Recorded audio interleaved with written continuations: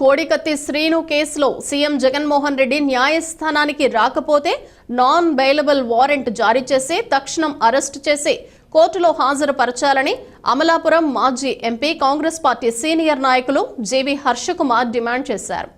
చట్టం ముందు అందరూ సమానమేనని, సాధారణ కేసుల్లో 2-3 దఫాలు సాక్షులు హాజరు కాకపోతే ఎన్బిడబ్ల్యూ ఇచ్చి కోర్టుకు రప్పిస్తున్నారని, జగన్కు మాత్రం ఎందుకు మినహాయింపు ఇస్తున్నారని ప్రశ్నించారు. శ్రీనుకు మద్దతుగా తూర్పు గోదావరి జిల్లా రాజమహేంద్రవరంలోని తన నివాసంలో అనుచరులతో కలిసి హర్షకుమార్ నిరసన దీక్ష చేపట్టారు. ఈ సందర్భంగా మీడియాతో మాట్లాడుతూ విశాఖపట్నం విమానాశ్రయంలో అప్పటి ప్రతిపక్ష నాయకుడు జగన్ పై కోడికత్తితో శ్రీను చేసిన దాడిలో ఎటువంటి కుట్ర లేదని ప్రతిష్టాత్మక దర్యాప్తు సంస్థ ఎన్ఐఏ స్పష్టీకరించినా ఇప్పటికీ బెయిల్ ఇవ్వకపోవడం దారుణమన్నారు. ఇలాంటి కేసుల్లో నిందితుడిని 5 ఏళ్ల పాటు జైల్లో నిర్బంధించడం దేశంలోనే ప్రథమమని ఎంపీ వాపోయారు. హత్యలు చేసిన వారందరూ దర్జాగా బెయిల్పై తిరుగుతున్నారని, శ్రీనుని మాత్రం ఈ విధంగా నిర్బంధించడం సరికాదన్నారు. ఈ కేసులో శ్రీనుకు న్యాయం జరిగే వరకు తాము అండగా నిలబడతామన్నారు. శ్రీను తల్లి, సోదరుడు చేస్తున్న ఆమరణ దీక్షకు సంపూర్ణ మద్దతు ఇస్తున్నామని ప్రకటించారు. 5 సంవత్సరాల నుంచి 307 కేసు మీద జైల్లో మగ్గుతున్నాడు. కనీసం అతనికి కోర్టులు బెయిల్ కూడా ఇవ్వట్లేదు. ఒక 307 కేసులో విచారణ జరపకుండా, ఇంతకాలం బెయిల్ ఇవ్వకుండా ఉండడం అన్నది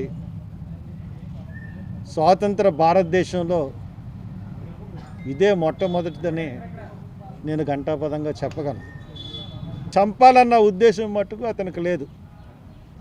దీనివల్ల జగన్మోహన్ రెడ్డి లాభం పొందుతాడన్న ఉద్దేశంతో చేశాడు. దీని వెనకాల ఎటువంటి కుట్రలు లేవని చెప్పి దర్యాప్తు సంస్థ అయినటువంటి ఎన్ఐఏ తేల్చి చెప్పింది. జగన్మోహన్ రెడ్డి గారు వచ్చిన తర్వాత దళితుల మీద దాడులు ఎక్కువైపోయినాయి, దళితుల మీద హత్యలు ఎక్కువైపోయినాయి. ఆయన వచ్చిన తర్వాత ఒక్క కేసు కూడా సాల్వ్ చేయలేని పరిస్థితి ఈరోజు ఉంది. ఒక్క కేసు కూడా సాల్వ్ అవ్వలేదు. ఇమీడియట్గా కోడికత్తి సీనుని విడుదల చేయాలి. జగన్మోహన్ రెడ్డి గారు రాకపోతే, కోర్టుకు వచ్చి వాంగ్మూలం ఇవ్వకపోతే ఆయనకి ఎన్బిడబ్ల్యూ ఇచ్చి అరెస్ట్ చేసి జగన్మోహన్ రెడ్డి గారిని, ముఖ్యమంత్రి గారిని అరెస్ట్ చేసి కోర్టులో హాజరుపరచాలి. 307 పెట్టిన తర్వాత ఇప్పుడు దాకా 5 సంవత్సరాలు ఉంచారంటే అది ఇంకా పొరపాటు. కాబట్టి ఇమీడియట్గా కోడికత్తి సీనుని రిలీజ్ చేయాలి. కోడికత్తి సీను ఇప్పుడు జైల్లో ఆమరణ దీక్ష చేస్తున్నాడు.